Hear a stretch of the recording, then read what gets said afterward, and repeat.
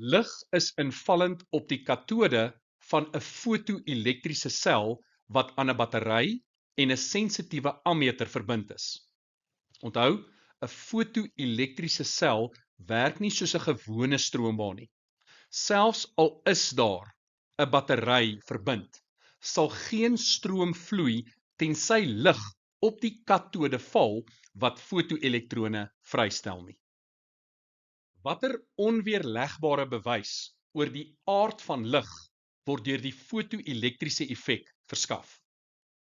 Lig het beide 'n golfgeaardheid en 'n partikelgeaardheid of 'n deeltjiegeaardheid. Die foto-elektriese effek bewys laasgenoemde, naamlik dat lig 'n deeltjiegeaardheid het. Ironies genoeg, Albert Einstein het nie die Nobelprys ontvang vir sy alom bekende relativiteitsteorie nie, maar vir sy verduideliking van die foto-elektriese effek. Hy het die Nobelprys vir fisika in 1921 hiervoor ontvang. Definieer die term werksfunksie. Die werksfunksie of arbeidsfunksie van 'n metaal is die minimum energie benodig om 'n elektron vanaf 'n metaal vry te stel. Die katode het 'n werksfunksie of 'n arbeidsfunksie van 3,42 mol 10 tot die mag minus 19 joule. So daardie is my arbeidsfunksie. Lig met 'n frekwensie van 5,96 mol 10 tot die mag 14 Hz word op die katode geskyn. So daai is die frekwensie van die lig.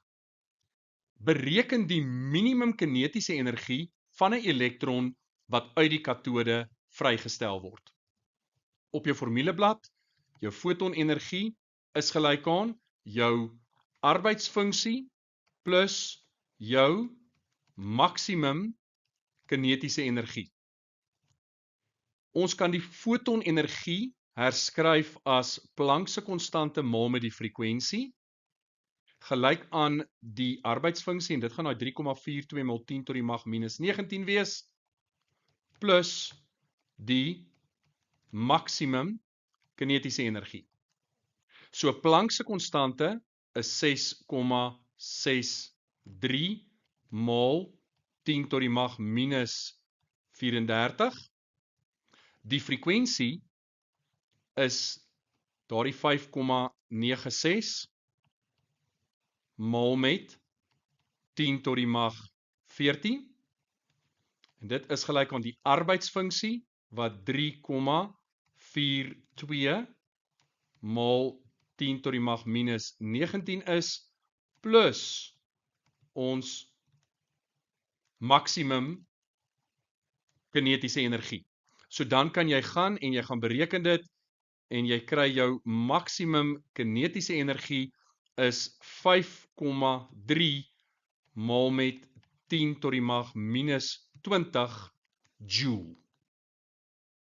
Die ammeter registreer 'n konstante stroom van 0,012 ampere.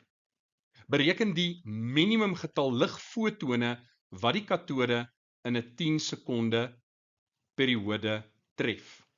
So jy weet dat die totale lading is gelyk aan die stroom maal met die verandering in tyd. Die stroom is 0,012 en jy maal dit met 10 sekondes. So dit gee vir jou 0,12 coulomb.